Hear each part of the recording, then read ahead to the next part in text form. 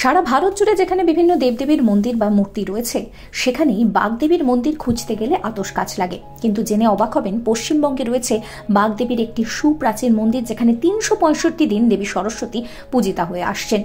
দুর্লভ এই মন্দিরটি রয়েছে হাওড়ার পঞ্চানন তলায় ১ নম্বর উমেশ চন্দ্র দাস লেনে। পরিবারের সদস্য অমলেন্দু দাস জানিয়েছেন, তার পিতামহ রণেশ চন্দ্র দাস পেশায় ছিলেন ইঞ্জিনিয়ার। তিনি কর্মসূত্রে রাজস্থানে থাকতেন। সেই সময় জয়পুর থেকে তিনি শ্বেত পাথরের তৈরি ৪ ফুটের এই দেবী মূর্তি নিয়ে এসেছিলেন। এরপর তার বাবা তার ইচ্ছাতে ১৯২৩ সালে হাওড়ার এই বাড়িতে জগন্নাথের স্নানযাত্রার দিনে জুন মাসে দেবী সরস্বতীর মন্দির প্রতিষ্ঠা করা হয়। ফলত মা সরস্বতীর অপার আশীর্বাদ বর্ষিত হয়েছিল এই পরিবারের ওপর। দেবীর আশীর্বাদে এই পরিবার শিক্ষার শীর্ষে পৌঁছেছিল। রণেশ চন্দ্রের ভাই সুরেশ ছিলেন ডাক্তার, আর সেই সূত্রে এই মন্দিরে পদার্পণ ঘটেছিল স্বয়ং বিধানচন্দ্রের, আর সেখান থেকেই এই মন্দির পূজিত হয়ে আসছে।